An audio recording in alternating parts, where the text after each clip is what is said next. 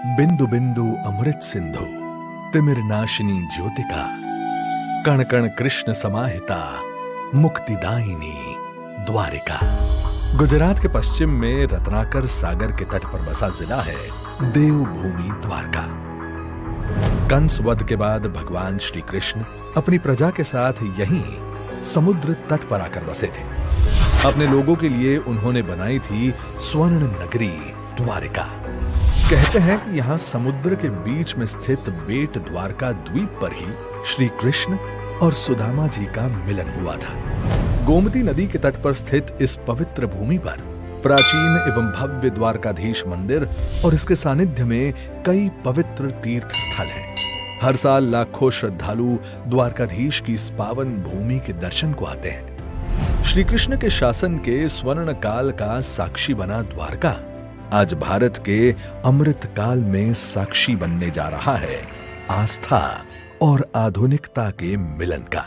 क्योंकि भारत के यशस्वी प्रधानमंत्री श्री नरेंद्र मोदी द्वारका की इस पवित्र धरा से गुजरात और देश के चरणों में देने जा रहे हैं 4000 करोड़ रुपए से अधिक के विकास प्रकल्पों की सौगात, जिसमें प्रमुख है रत्नाकर सागर में ओखा और बेट द्वारका को जोड़ता 980 करोड़ रुपयों की लागत से बना केबल स्टेड सुदर्शन सेतु।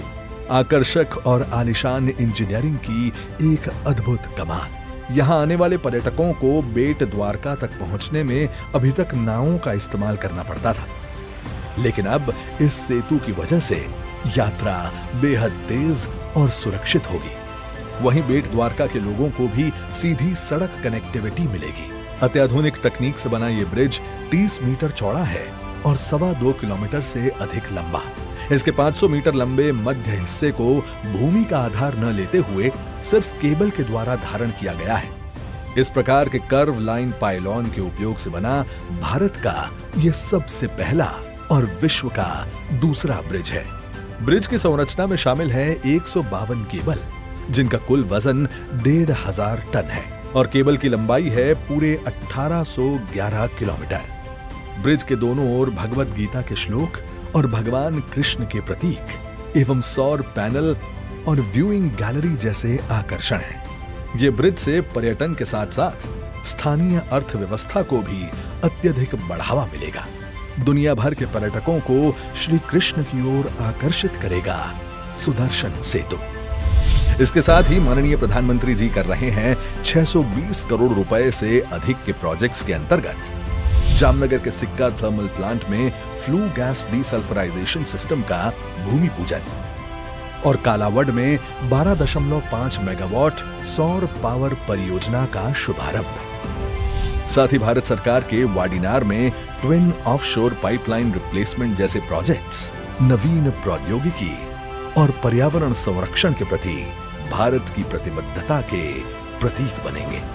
इसी प्रकार 300 करोड़ रुपयों से अधिक की लागत से धोराजी जाम कंडोरणा कालावड मार्ग के विस्तृतीकरण और मजबूतीकरण से राजकोट, जामनगर, जूनागढ़ और पोरबंदर के औद्योगिक क्षेत्रों और बंदरगाहों के साथ साथ एग्रीकल्चर मार्केटिंग यार्ड्स तक मिलेगी सुदृढ़ कनेक्टिविटी। तो राजकोट जेतलसर सोमनाथ एवं जेतलसर वानस जालिया और राजकोट ओखा के बीच इलेक्ट्रिफिकेशन की 600 करोड़ रुपयों से अधिक की रेल सेवाओं के प्रकल्पों का भी माननीय प्रधानमंत्री जी करने वाले हैं लोकार्पण। इन परियोजनाओं के पूरा होने से इस इलाके के लोगों को अब विद्युतीकरण से तेज एवं इको फ्रेंडली रेल सेवा उपलब्ध होगी तथा द्वारकाधीश आने वाले श्रद्धालुओं की भी यात्रा सुगम बनेगी। वहीं 100 करोड़ रुपयों से अधिक की लागत से जामनगर में बनने जा रहा है क्षेत्रीय विज्ञान केंद्र, जो कि युवाओं की वैज्ञानिक जिज्ञासा को बढ़ावा देकर राष्ट्र निर्माण में योगदान हेतु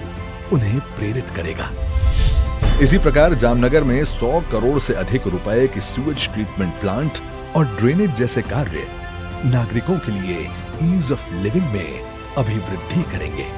माननीय प्रधानमंत्री जी के मार्गदर्शन और माननीय मुख्यमंत्री श्री भूपेंद्र भाई पटेल के नेतृत्व में विकास के ऐसे ही प्रकल्पों से गुजरात अमृतकाल में भी बनेगा भारत का ग्रोथ इंजन। त्रेता युग में भगवान श्री राम का राम सेतु और अब अमृतकाल में भगवान श्री कृष्ण का सुदर्शन सेतु।